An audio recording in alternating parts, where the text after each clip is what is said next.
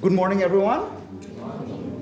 Okay, so everybody in this room should know me by now, but for the benefit of those tuning in online, I'm Hugh Ashraf, Faculty Chair of the CDE, the Center for Economic Development at Williams College, and I'm pleased to welcome you to the second of three installments of the CDE Jacobsson Foundation Speaker Series this academic year. For this installment, we are delighted to host Mr. Abdoulaye Magassouba, CDE class of 2011 and former Minister of Mines and Geology of the Republic of Guinea. Following the established format of the speaker series, our weekend events will come in two parts, a talk today and an interview tomorrow.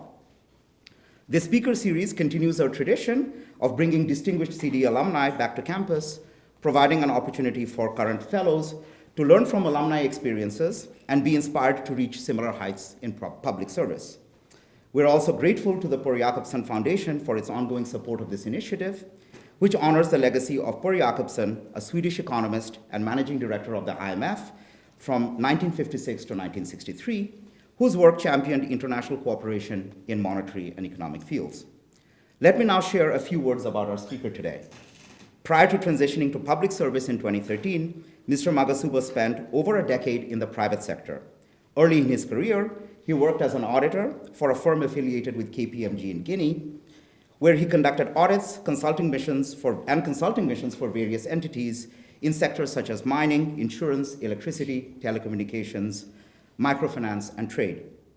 After his graduation from the CDE, he worked as an independent consultant for both private and multilateral organizations, including France Expertise International, the African Development Bank, the International Trade Center, and UNAIDS. In 2013, Mr. Magassouba joined the government of Guinea as an advisor to the president, where he focused on delivering priority projects in mining, energy, and agriculture. He continued in this role until 2016, when he was appointed Minister of Mines and Geology, a position he held until 2021. As minister, Mr. Magassouba led the strategic transformation of Guinea's mining sector through a particularly challenging period. In the aftermath of the Ebola crisis, which had severely impacted the Guinean economy, he was tasked with not only reviving the mining sector, but driving its growth by attracting investment. Much to his credit, and perhaps some to his training at the CDE, his tenure as minister was marked by several notable achievements. These included securing $25 billion in investment commitments, increasing the number of mining operations nearly threefold from 7 to 21, a tripling of bauxite production, making Guinea the world's largest producer of bauxite after Australia. These accomplishments in mining were also linked to an 85% increase in tax revenues, a tripling of central bank foreign reserves, and a significant boost to local economic development through the creation of jobs, expansion of multi-use mining-related infrastructure, and increased local procurement from SMEs. Let me also share a few words about our speaker's time at the CDE. Given his professional achievements, it should come as no surprise that Mr. Magassouba was an outstanding CDE fellow. At the time he had applied, the CDE had limited experience with training fellows from Francophone Africa, but there was already strong evidence of his exceptional ability. First, he graduated as the top secondary school student in all of Guinea in his graduation year. Second, he was the top graduate at his university in Morocco. And third, Fulbright Guinea had already awarded him a scholarship. As a CDE fellow, he took courses with many of the professors who are still teaching here, including myself and Professors Sampson, Kuttner, and Bakia. It is exciting for all of us to see him back here again. After graduating, he returned to the CDE as a TA, and he proved to be especially patient and effective, working successfully with everyone here, CDE fellows, professors, and staff alike. I dare say that this may well be the origin of his talk today, getting results amid conflicting expectations. In closing, I would like to make two quick announcements. First, you're all invited to return tomorrow at noon Eastern Time for the second part of our event, an interview with Mr. Magassouba conducted by our own Professor Sheahan. Second, both today's talk and tomorrow's interview will be live streamed and recorded for the benefit of CDE alumni worldwide and others interested in economic policymaking. But without further ado, please join me in giving a warm welcoming hand to our speaker, Mr. Abdoulaye Magassouba.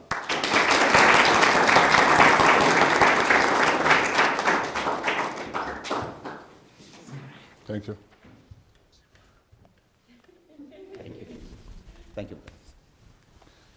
Thank you, Professor Ashraf. I'm very delighted to be here, to be back here after 14 years.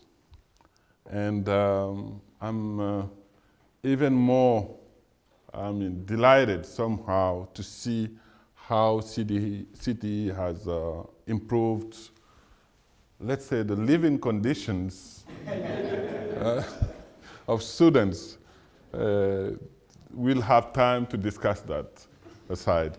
And look, it's, I'm not sure what you can get out of my experience, but what I wanted to do today is to share with you my profound beliefs that I applied from day one until today, hoping that the best is to come. And when I was in Morocco, completing my bachelor's degree, I chose, like financial management of the graduation. It was about, the courses was about financial management of private companies. And I chose as a final study, finance and development of, let's say, emerging countries, emerging economies, by Bretton Woods institutions.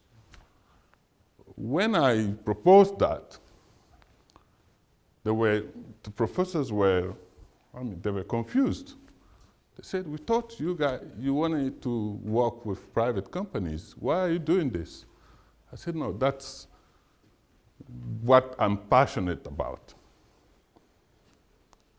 And of course, we did it, and the professor that was tutoring me back then, he was very excited because it was very unconventional. This is to say, and along the way, I found myself in the same situation several times. For you to achieve your goals, sometime, if not most of the time, in very critical moments, you need to make unexpected decisions, unexpected choices. Not just by pleasure or something like that, because sometimes you need to go through a process, but having in mind the final goal. You need, of course, passion. That goes without say. But you also need to build skills as a foundation, core skills as a foundation of your career path. In my mind, I needed to understand, because I wanted to work in the economic area, not having a clear idea. I don't want you to believe that at that point I knew exactly what I wanted to do. It's not, in some cases, the case, but you know broadly where you want to be working in.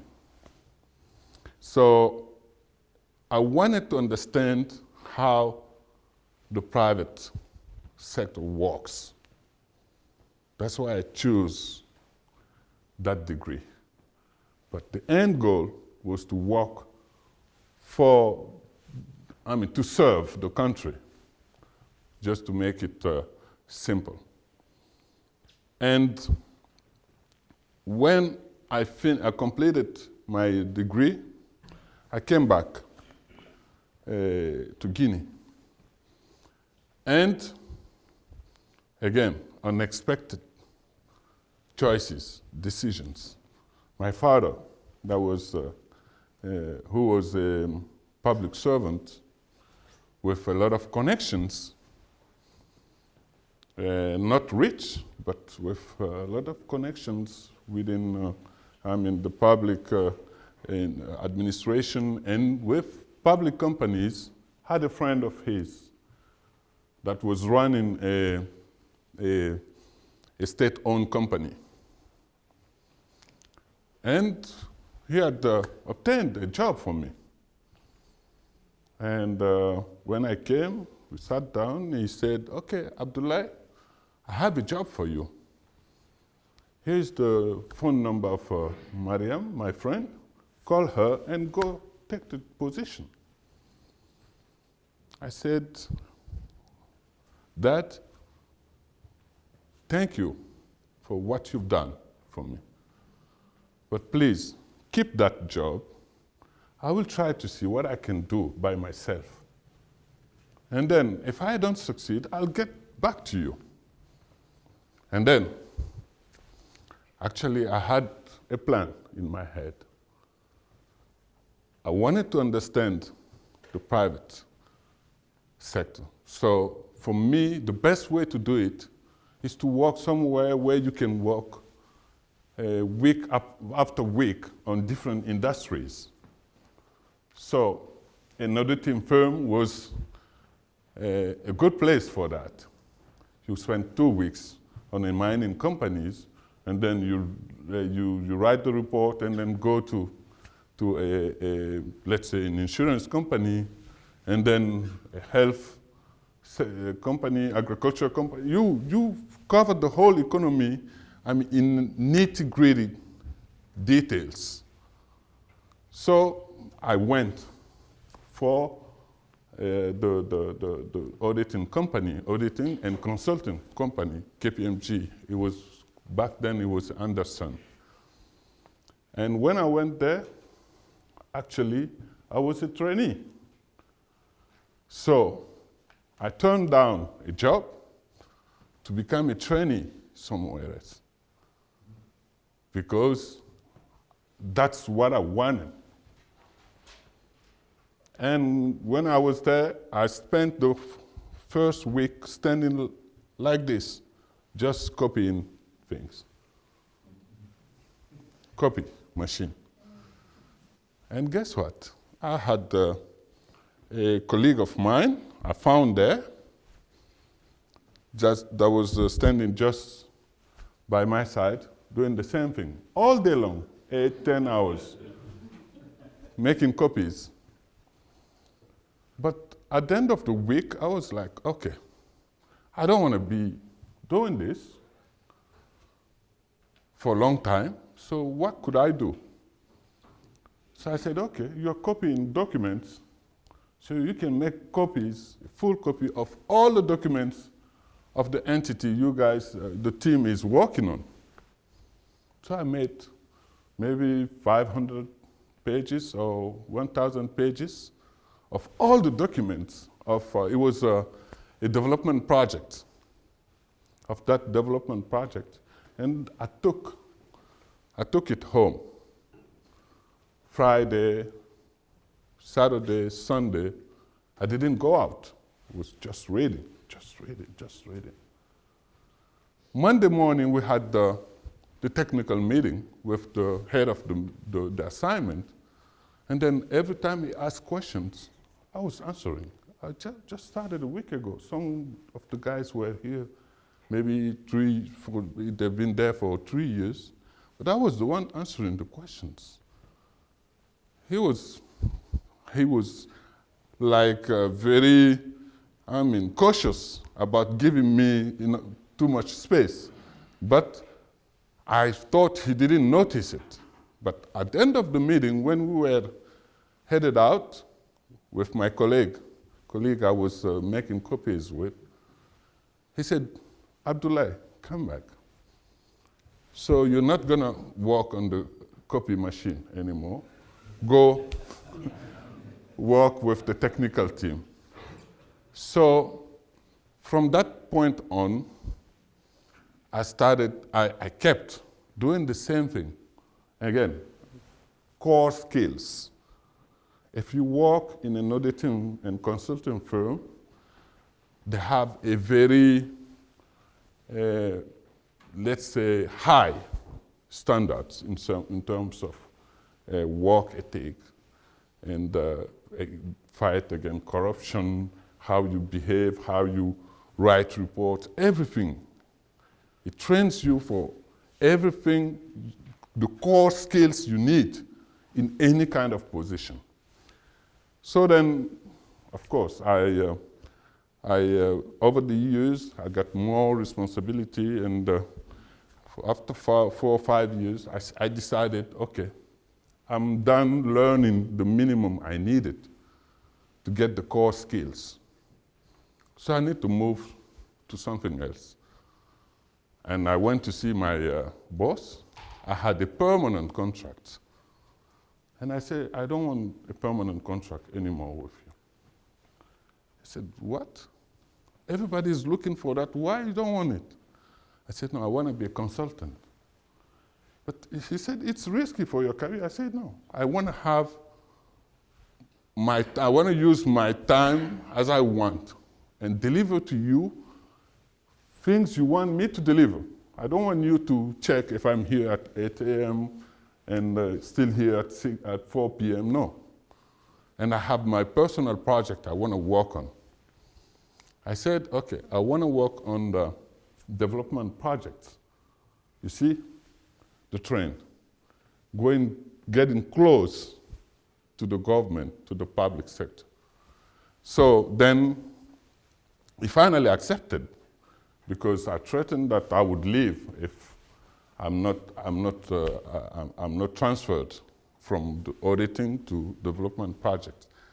And then I worked there for a few years, and the plan was to have more time, because my degree, precedent degree, was about the private companies.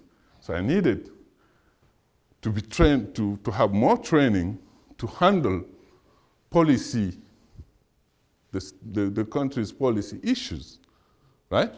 So, and I had no money. Remember, my father was a public servant. And I had to find the right scholarship. And that's why I applied for the Fulbright program. And guess what? I failed the first time. I failed. And then I said, okay, why did I fail? And I checked, so I didn't dedicate enough time to it, didn't take it seriously. So I worked hard to have a really strong, robust application, and then the second year I was selected. And thank God, I came here, and Professor Kuttner can remember that the first months were not easy, because I had no idea about the economy as it was taught here. But thanks to their dedication, because we want to see them in the morning, they're here. You want to have lunch with them, the professors at the CDE, they're here. You want to have dinner with them, they will invite you home. So you guys know, right? So that was priceless. So with their help, I was able to catch up. And at the end of the program, I was, in my mind, equipped enough to now move on the government side. But I needed to have an independent and let's say a very informed choice. I didn't want it to take the first opportunity I had. So I resigned formally from KPMG and established my own consulting firm. That's where I worked with some international organizations. It was going very well. But, I mean, at some point, I had to, of course, the final goal was to serve. And had few proposals from the government, some government entities. I was able, because I was prepared for it, I had the professional situation that was going fairly well.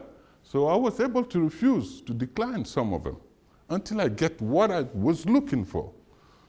And I had an excellent offer from the presidency to become an advisor, but not like a retired advisor, but a very active one on priority projects. And you know what?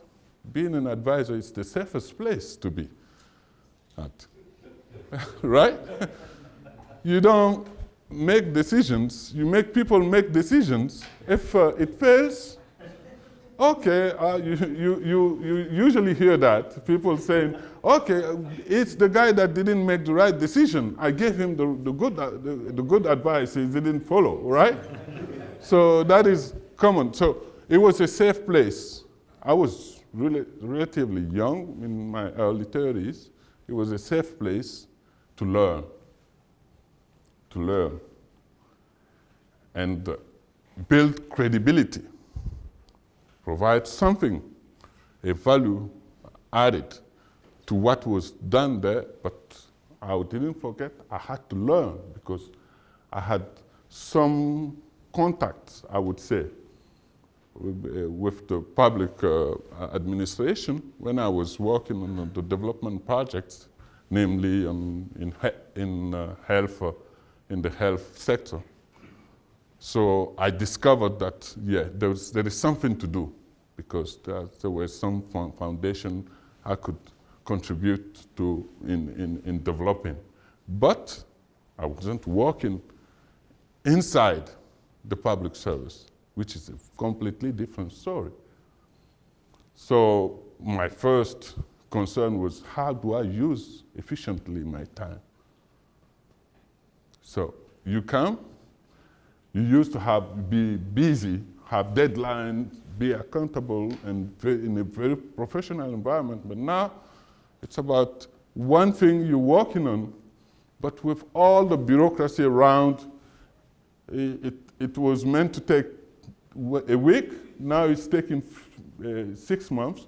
So I had to organize myself to have several things to do at the same time. So at least I would have the illusion that things are progressing, that I'm busy, because I don't want it to be bored.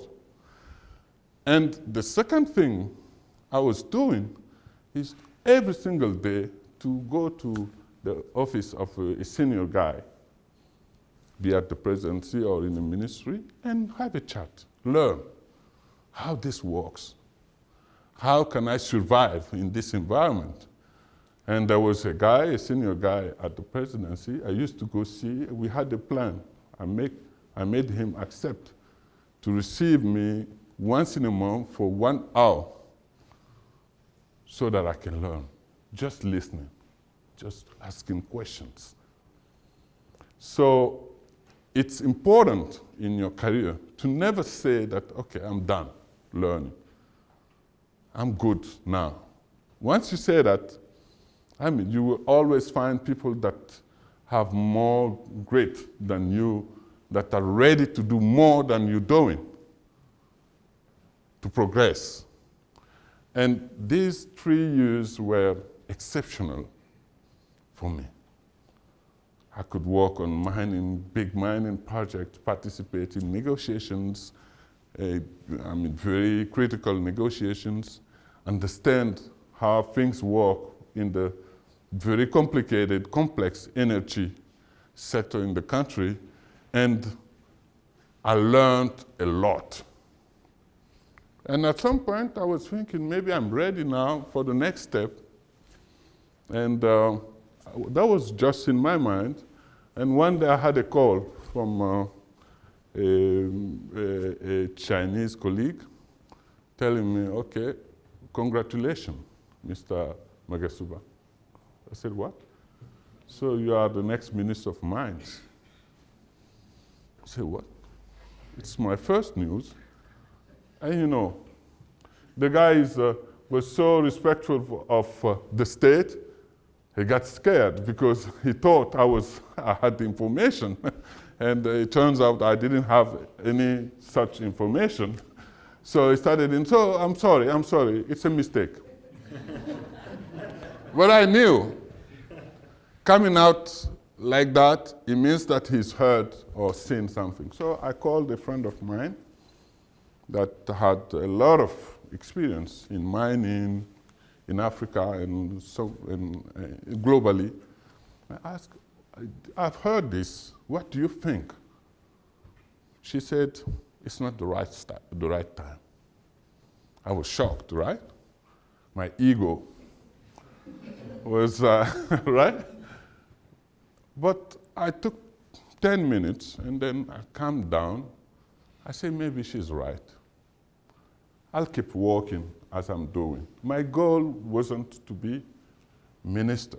My goal was to serve and have an impact while having at the back a profession. I'm not looking for a specific position, because at the end of the day, you can have 10 positions in which you can have the same impact.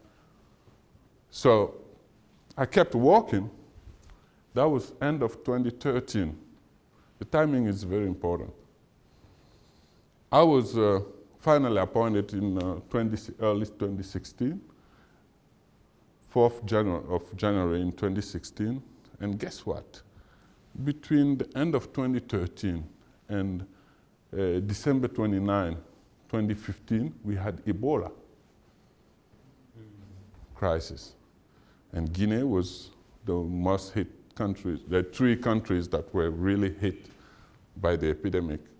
But Guinea did fairly well as compared to the 2 other countries because the health system were more organized, the foundation were more robust than the other countries, and the capacities were, of course, more important. But had I been appointed at the end of 2013, I was still in my 30s, no big connections, I wasn't a renowned public servant and things like that. I wouldn't have lasted more than 6 months, for sure. So you do what you have to do to be ready, not for the position, but for the level at which you want to serve and for the impact you want to have. So if you don't have this position, maybe there is another one that can provide you the same opportunity. Just be ready for the opportunity. That's what is important.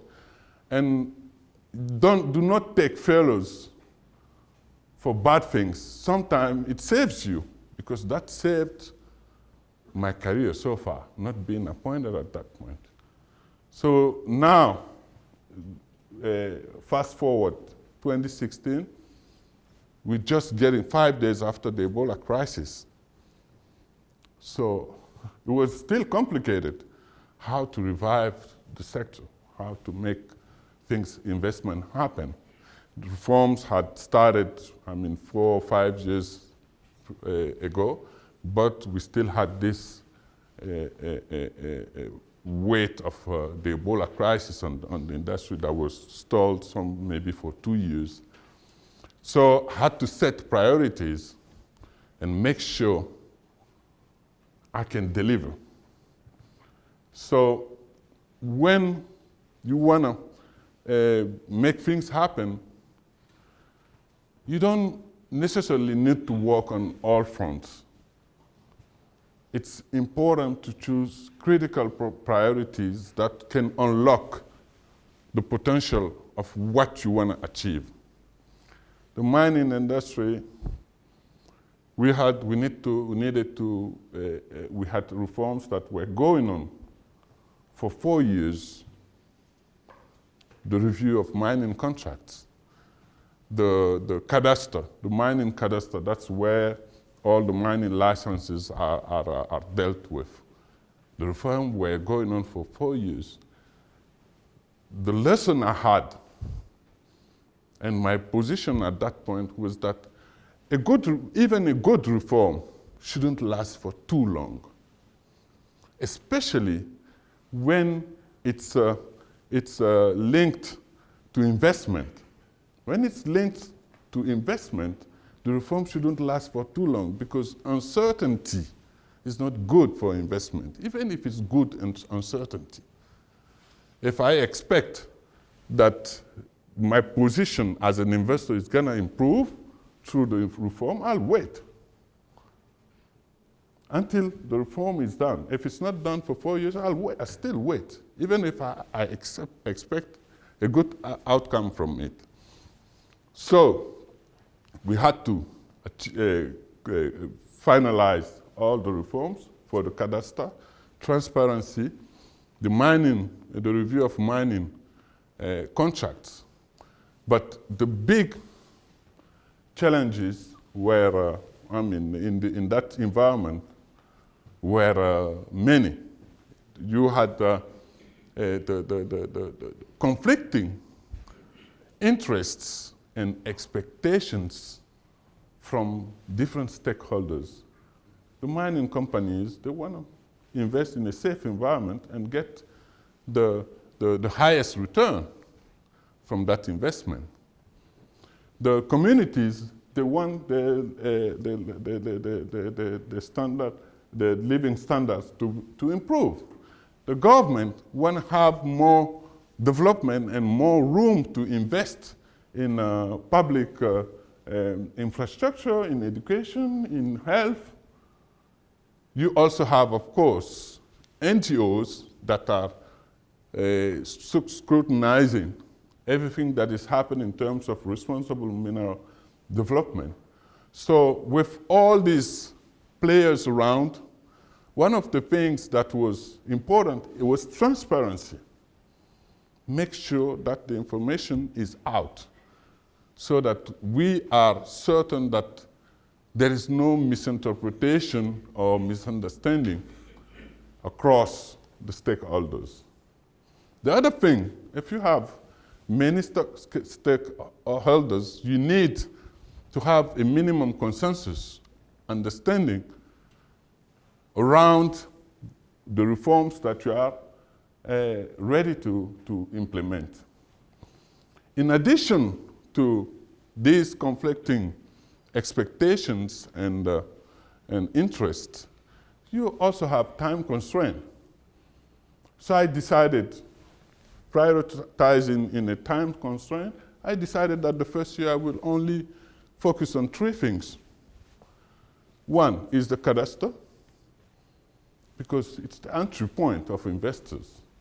If you want to go tell mining company, come and invest, the first thing they will ask for, okay, how do I get the licenses? How is the process? So we were able to go from 3 months processing to 2 weeks for the licenses.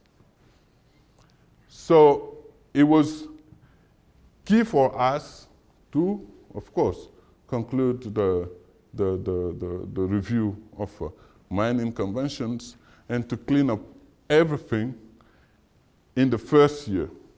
So I focused on this one, and of course, you need a strong team to make that happen, and building a strong team. These was the 3 things I was working on in the first year. Usually people want to do everything and communicate about it. It doesn't matter if you have communication around things that are not actually giving the results in months or years later. At the end of the day, your credibility, you will completely destroy it. At first, people will see, okay, you are making a lot of noise, a lot of communication, but at the end of the day, they will check. They will say, okay, you said this, what happened? The other constraint, of course, you have external shocks, unexpected ones. You know, Ebola was one of them. COVID-19 was one of them. But when the COVID-19 happened, we had the experience of Ebola. When I was at the presidency, I was somehow aware of what was happening. So at that point, we were in a different stage. At a different stage because people were now trying to see how they can, let's say, get out of the COVID crisis with a strong position, not to pull out from the country because they had already started investing because of the reforms we did a few years ago because the COVID was in 2020. So, and in that period, what we also tried to do is to improve our capacity, internal capacity, trainings and things like that. Because when you have a crisis, the most important thing is not only to deal with the crisis, but to be in a better position when you get out of the crisis. So these were issues that were moving around that we had to deal with to make sure that over time we can have a mining industry that is more resilient. And of course, we had some successes, some failures, but at the end of the day, anytime you are in important positions, I know many of you are at the central bank, Minister of Planning, some of you will become ministers and things like that. But it's critical for you, one, to be ready to seize the opportunity you construct. It's not only about waiting for opportunities. Two, it's important for you, once you have the opportunity to, I won't say do the right thing because that's too general, is to make sure the day you will leave, because you have to prepare that day from day one. The day you will leave the position, what do you want to be remembered of? So what would be your legacy?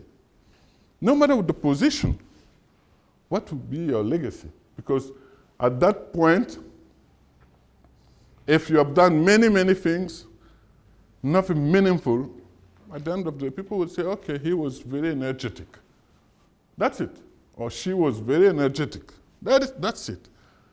But you can do things that will have impact only if you are, one, prepared to handle the situation, the crisis. Only if you have clear priorities in terms of what do you want your legacy to be. So the day I was joking about it with Tom, the day I left the ministry, I only had a drawer where I had a small drawer where I had my personal belongings because I was prepared from day one to leave the position. So being prepared, meaning that humility is part of your responsibility. Listening is part of your responsibility. Being aware of what matters is part of your responsibility. Making sure that you focus on what matters for the country is your responsibility. And making sure that the choice you make for the short run do not compromise medium-term and long-term goals is your responsibility. Because if you're only focusing on short-term, it vanishes afterward. If you are compromising medium and long-term, at the end of the day, if people believe that you've done a good job, they won't believe it for a long time because time will play. After 5 years, people will say, he did this, we thought it was good. It's not. It's actually not good for the country. So it's critical to have that humility, learning, doing the right things, but you deal with people. You deal with people. I know being bullied is sometimes encouraged in some areas, but for me, it's the worst thing to do. Because the worst guy in terms of skills and the like in your team, you can learn from that guy. You can learn from that guy. In good or bad terms, you can learn from all the people you lead. You set, of course, the example, but being humble even with your people you supervise will make them commit more. Being humble with your superiors will make them teach you more. I will finish by this. I had my first supervisor, the famous head of the assignment, the auditing assignment where I was making copies. Every single morning, I knew he loved his cup of tea. Every single morning. Every single morning, I used to go make the cup of tea and bring it to him. It turns out that that guy was the more skilled guy at KPMG back then. And he would call me, say, I have this, I want you to learn it. Let me show you. Let me show you. And I learned a lot. Because that period was a transition for me. I wanted to go to the government, so that period was a transition for me. So I had to learn very fast. And that helped me learn very fast. So sometimes it's a matter of culture. In some cultures, it's allowed to be like strong and bully and things like that. But for me, learning, you learn from everybody in your team. You guys are gonna get to higher positions. So the best way for you to learn as quickly as possible, to be able to make people follow you in your leadership, is to have respect for them. And respect is very important in my culture. I guess it's important in all cultures. So that would be my last word. Have respect for your work. When you're working in a public sector, actually you are working for the people. You are working for the people. You are the employee of the people. So you need to have in mind that you are there to improve their living standards. Be humble with that. Be respectful of that. So if you are in a very powerful position in our culture, from where I come from, they say that the higher you go, the lower you should behave. That's when you become a strong, a big, and inspiring leader. Thank you.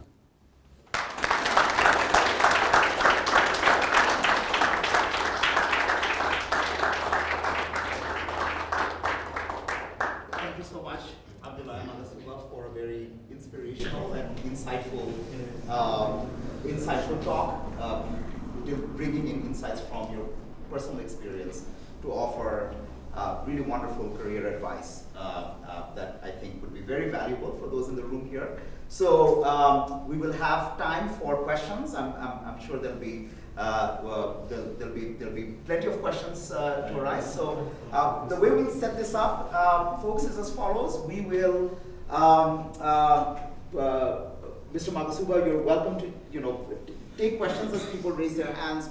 Those in the audience, do remember to introduce yourselves and where you're from and your professional affiliation, and then pose your questions.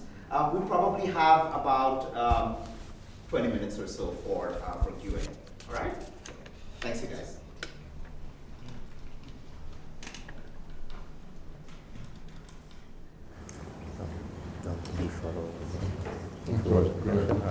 Hi, my name is Estella. I come from Zambia. I work for the Ministry of Finance and National Planning there. I have a few questions because public service is not as easy as it is. I've also worked in the private sector. I used to work in the bank before. I think one question I'll ask is on building strong teams. If government is different from private sector, you can choose who you want to work with. In the government, like where I come from, you have like a central system that employs people. So you have to work with who you find. And sometimes government work culture may be a bit difficult, especially if you have private sector, like you're goal-driven, you want to achieve certain things. And I think you mentioned it a bit in your talk. How do you work around building a motivated team, even within some of the work culture that we see in the public sector? That's one. Number two would be, how do you manage politics and knowing that this is the technically correct thing to do? Because sometimes the political thing is to want to go for short term because it will give immediate results within the election period, but perhaps the better decision will take a longer time or is not something that is politically popular. So how do you balance that?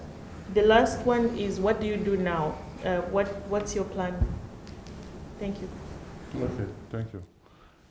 Regarding building strong teams, it's true that you have a lot of constraint in the government because there is a lot of interference in the appointment process. I know that's the case. It's not like the private sector. It's you have clear rules and then people evolve based on that. But you need to have a good reading of your environment. That's the first thing. One of my colleagues once asked me, how did you get the team you have? I said, I negotiated it. And you don't, in some cases, you should concede on what is not important for you. Pick your fight. Don't say, okay, I'm coming from an environment where it's only about competency experience, so I will go for that 100%. So you should find the right balance that will not compromise your achievement of what you aim for. If you choose a team just because it makes political sense for people and people will adhere to it because of that, and you don't look at you somehow forego some of the skills you need to achieve your goals, then you won't succeed. But at the same time, there are things that are certainly marginal in what you want. So make sure those things, you won't put all your energy on them to succeed on small things based on your ego and not focus on what matters. And that is true in the way you interact with your teams. And when you come from the private sector, usually you are seen as an outsider. People expect from you to be arrogant. Don't be arrogant. even what you know, you can sometimes, if it was my case, you can sometimes pretend that you don't know just to give more consideration to the guys the guy in front of you. And try to be as, let's say, as measured as possible, but be very strong and firm on your strong beliefs. That's important. I'm not saying give away what is important for you just because that is about keeping your position. And your position doesn't matter if you don't deliver. Even if they keep you for 5, 10 years, at the end of the day, people will not even remember who you are. The second question is about, what was the second one? Second one was how do you balance what's technically correct and what's Yeah. You know, yesterday I had a discussion with one of the guys. I told him that you need to do politics, but don't be a politician. Don't be a politician. You need to play politics, but don't be a politician. Sometime you talked about short-term versus long-term. Sometimes you need to concede something in the short term to get what you want in the long run. Sometimes you need to take your time, not engage in a fight where you know that it's not the right time. Because if you lose, you're done. But what else can you do to prepare yourself for winning the big fight? In some situations, I was like, okay, this is not as important. It has no impact in the future of the country. It has no impact in the long term. So I can concede it. If it can give a good credit to the politician, then it's fine. The other thing is the fight for the credit. Sometimes we are in a hurry to say, okay, I'm the one who should be recognized for this. No, that's not important. There is a time where it can matter, but it's not important for you succeeding.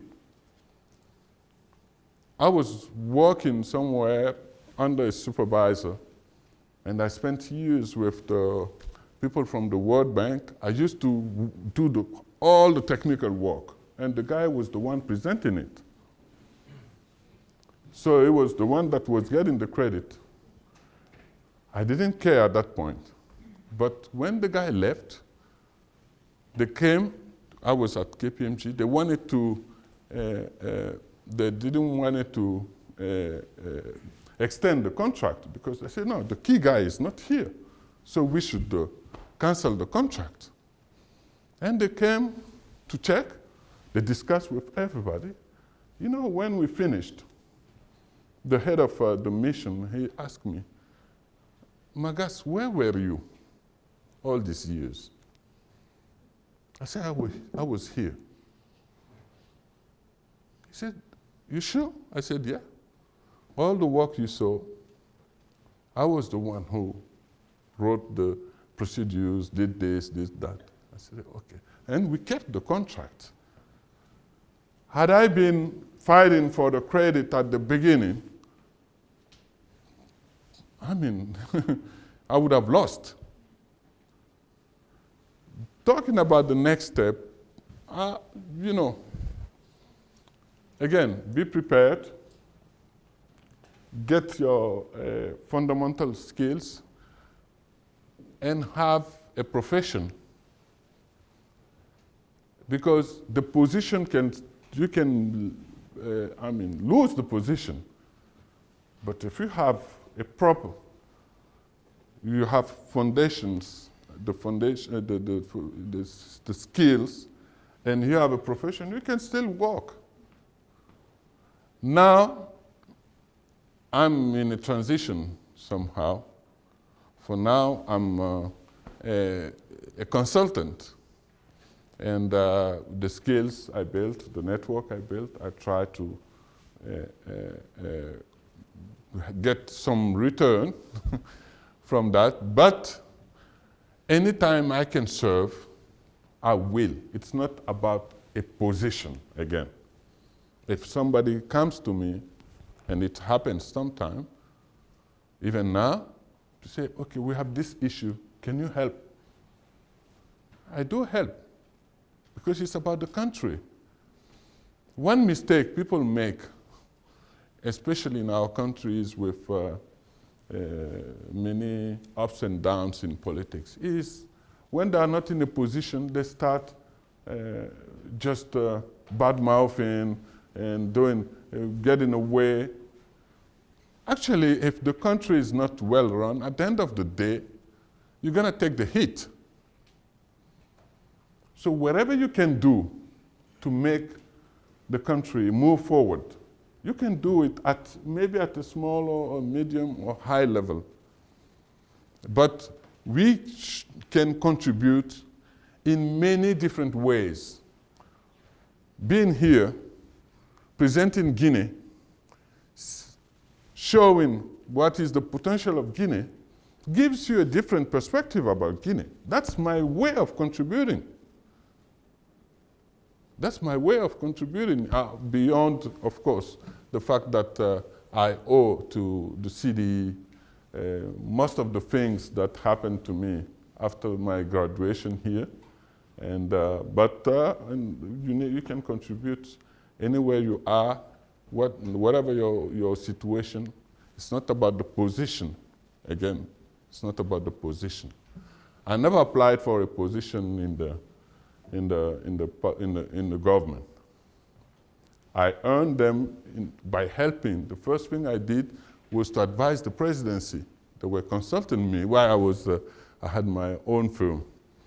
I was doing it pro bono, and at some point they said, "Why shouldn't you come with us?" I said, "It depends on what you're proposing."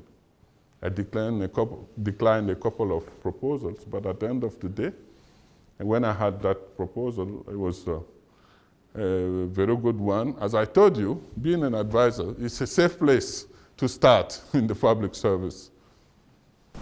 So, thank you. I'm Tanya from Zimbabwe.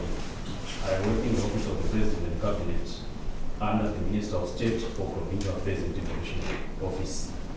As a development economist, I have quite a number of questions, but I will ask some of them regarding the issue of public service, public service in terms of working culture. How did you ensure that you managed to have proper public servants who would implement reforms? That one we have partially answered it. Then the other issue, I think reforms requires political will. How did you manage? Yes, from your side, you were the minister, but how did you manage to ensure that there was a political will, political body from the other ministers, the other politicians? And I also understand that the mining sector is one of the sectors where politicians have an interest, and they do have companies there, they do have some shareholdings. Did you face any challenges, any resistance from those politicians in terms of trying to implement those reforms? And also, the other issue, from your reforms, how did you ensure that the community benefited from the resource endowments where the resources were mined? Thank you. thank you. Look, for your the answer to your first question in terms of how to create a political will and things like that and support, it's partly linked to what she asked, the question she asked. But what I would say, there are two things that are key for the people. One is to have the technical credibility of the position you're taking. Usually people think, okay, this guy knows what he's talking about. They're cautious about somehow trying to get around and things. That's one thing.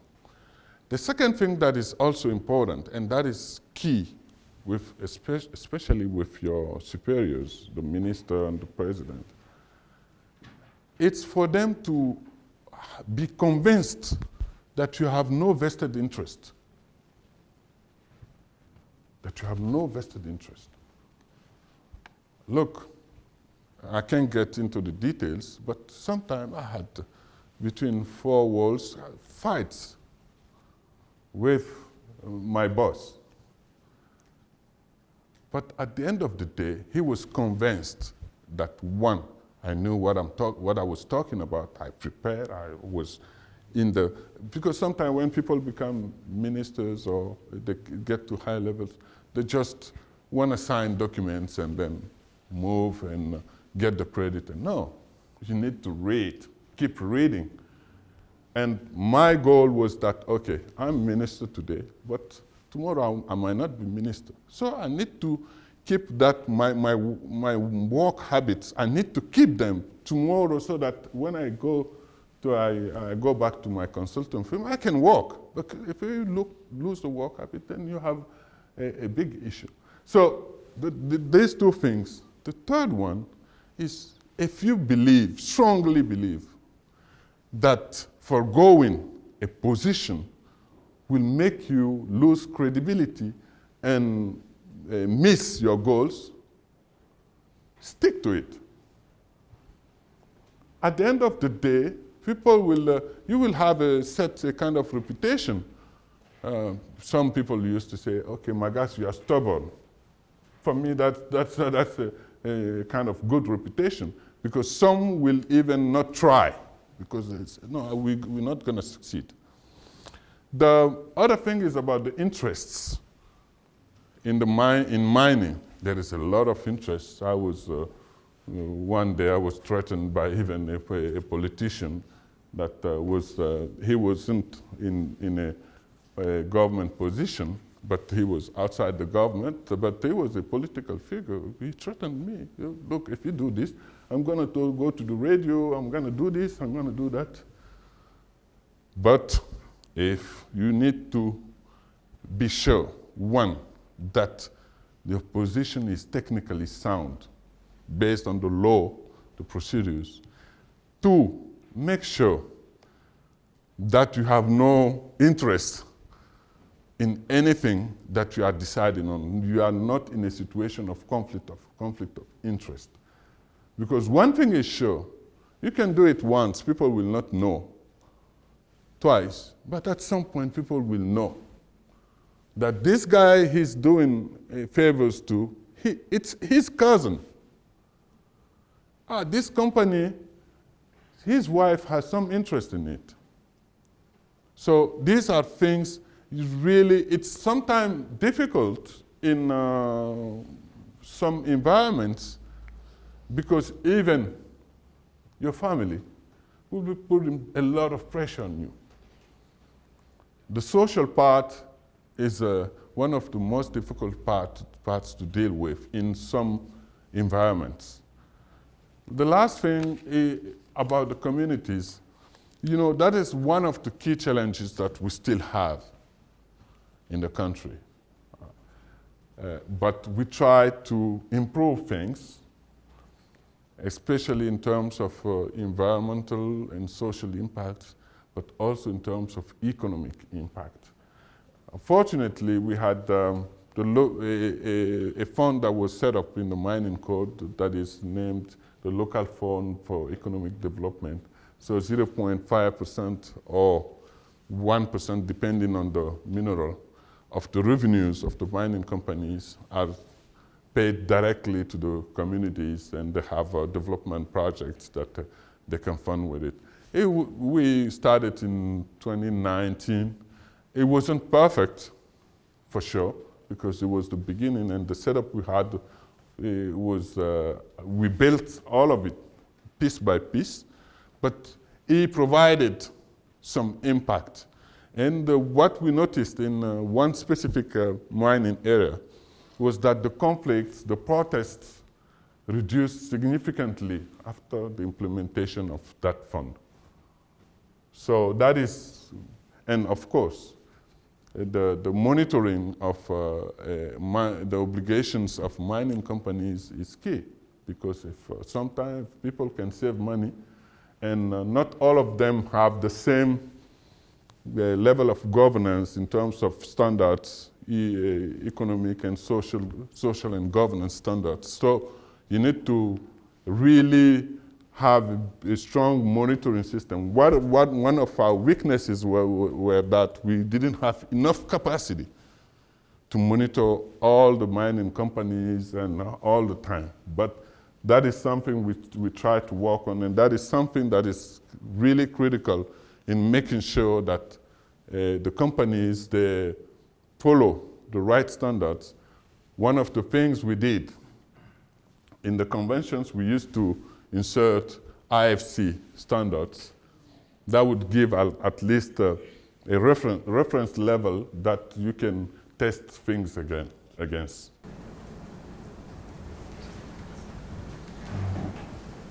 So we're running up on time, so we'll take one more question. So I took only on this side. Let me take on this side. Okay, we'll take one on that side as well. Thank you very much. My name is Nur Sultan. As you mentioned already, I'm from your best friend's country, the Republic. So thank you very much for this wonderful speech. It was like in one go, really. I was inspired. And my question was about the tiniest question, and you already answered.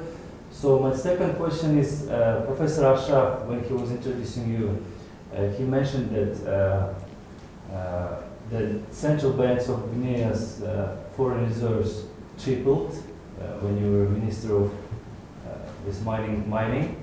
And you know, how was it? Because I know that the central bank, I mean, in terms of my country, when we were buying gold, let's say, from mining companies, IMF was always criticizing us that you shouldn't do that. And in terms of your case, how did you do it? Okay, that's an interesting question. Actually, you have two things. It's mostly about industrial companies and artisanal mining. For industrial companies, for the sake of creating a good investment climate, it's mostly required for them to repatriate the part of the revenues that will serve for local expenses. That is common in different countries. But what we had that was interesting, artisanal gold mining that is very well developed in the country, they were required to repatriate, because they were nationals, right? To repatriate all their revenues. And what I found out, that was like around April, May 2016, so a few months after I was appointed, was that I made an assessment. They were only repatriating 42%, to be precise, of their revenues, instead of 100%. So I called all of them. There were like 50 export offices. I said, okay, now you go to 100% or I will withdraw your license. That was a big fight, but it was a legitimate fight. I had the intervention from many of the colleagues, I mean, everywhere. But I said, look, when I asked them to repatriate, some of them did it. The remaining guys, if I let them get away with it, then I'm not being fair. So no matter what people will do, and again, stick to your position. If you, as long as you think it's the right thing to do, stick to your position. So I said, okay, the only concession I can make, I will extend the deadline. And I extended the deadline, but guess what? At the end of the deadline, I think it was 25% of licenses were canceled. I canceled 25%. And guess what happened? After that, we were on average at 95% repatriation. 95%. So that is the main explanation of that result that you've seen. So take, to your position, prepare yourself technically, make sure that you're not being unfair or you're not missing out many critical information you need. But once you start, being stubborn helps. Sometimes you can get in some position, we had, in another case, we had death threats, actually. Death threats. But people try everything, especially given the level of interest in mining. But at the end of the day, we were able to get that result because of that. Thank you. We'll treat that as one from this side of the room. Good morning, sir. My name is Ampho from Cambodia. And first, so thank you for the inspiring talk. And I'm so surprised that we share a very similar experience and thought, because I'm also start my first job as an external auditor at KPMG for almost 4 years before I'm going to the central bank, the banking supervision. So I guess that the first weeks, they told you it's like in the army. If we tell you to do whatever we want, you have to do it, right? Yeah. Make copies, make coffee for people, everything. Yeah, the experience that you mentioned, like moving from the workplace that you even work when you are sleeping, you work in a dream, and then move to this public sector that full of bureaucracy and like one small work take a lot of long time, like 1 week or 1 month. So that experience that you mentioned is exactly the same what I experienced. And my question is that going back to the time that you choose the master, so why you choose master in economics rather than the accounting or finance? Why I ask that, because I receive exactly the same question from many people. Why I choose economics instead of master in accounting or finance that is more relevant to my experience and education in the university. So I want to know the reason from you. And also one more thing. Do you think that some of the young people in the public sector that they immediately start working in the public sector when they just graduate? Should they take some break to experience the private firm before going back to the public? Yeah, look, actually for me, accounting and finance were just a transition, because let's not forget that accounting and finance are a piece of economy. It's just a part of it. So for me, I needed to know how the private sector works. Why? Because we have a liberal economy. There's a good reason for that. We have a liberal economy. So private entrepreneurship is the basis for our development. It's not like a communist economy or a socialist economy. Once you've chosen that the basis for your development is coming from the private sector, so you need to understand how the private company works.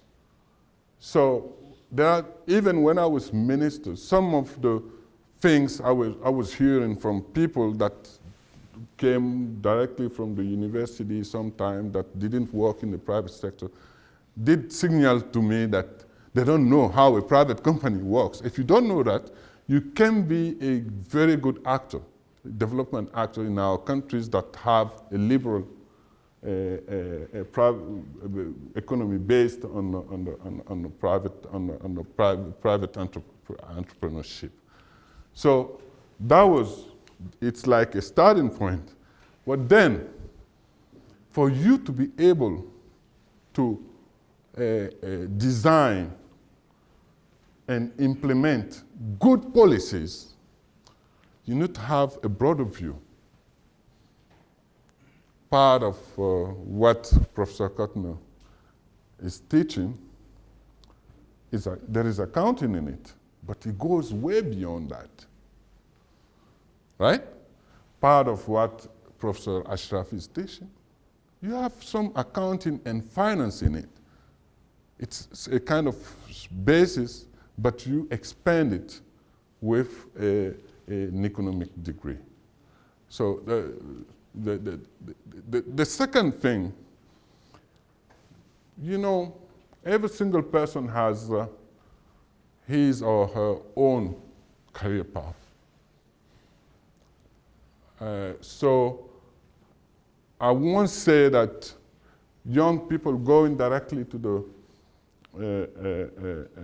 government is not a good thing. No, I won't say that. I would say it depends, as all these economists would say.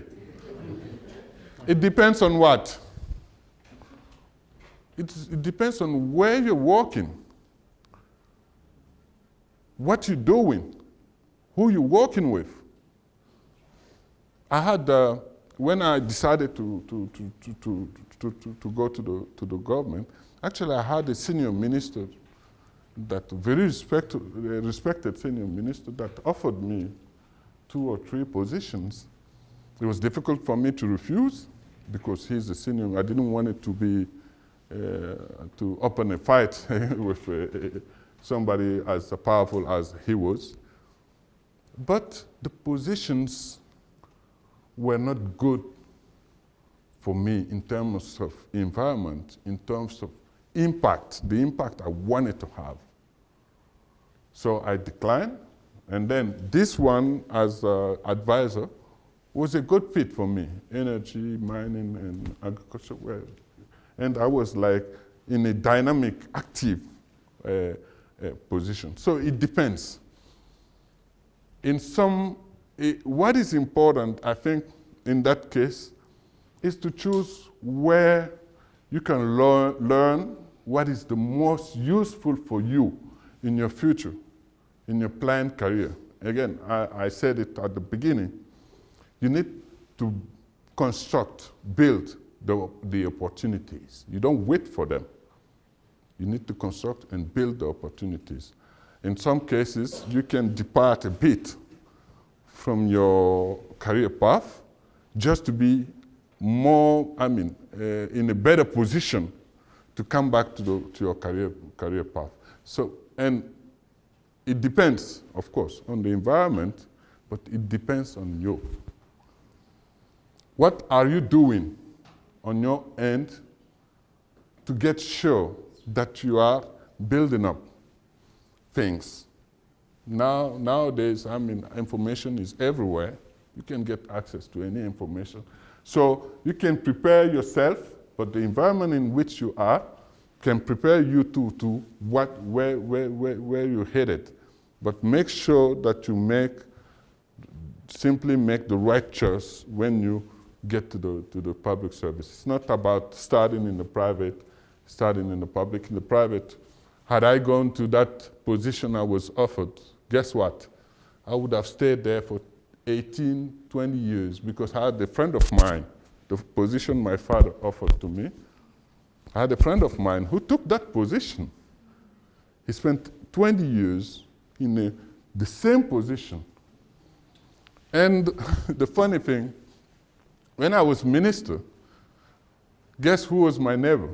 Is that lady, Mariam, the friend of my father, that offered me the position. She was my neighbor. And I told her, Tanti, she's my auntie somewhere. I said, Tanti, you know you are the one who offered my first job. She said, yeah, I know. And guess what she said? She said, had you taken that job, you wouldn't have been sitting by my side today. So make unexpected choices. I mean, thoughtful, well-informed choices, but sometimes you need to make unexpected choices for you to reach your goal. I know sometimes it's difficult to have the choice, but you can create the opportunity for yourself. You can make the choice available for you. Okay, great. So on the note of unexpected choices, Thank you. huge right at the end, rather than at the beginning. Thank you. Thank you for.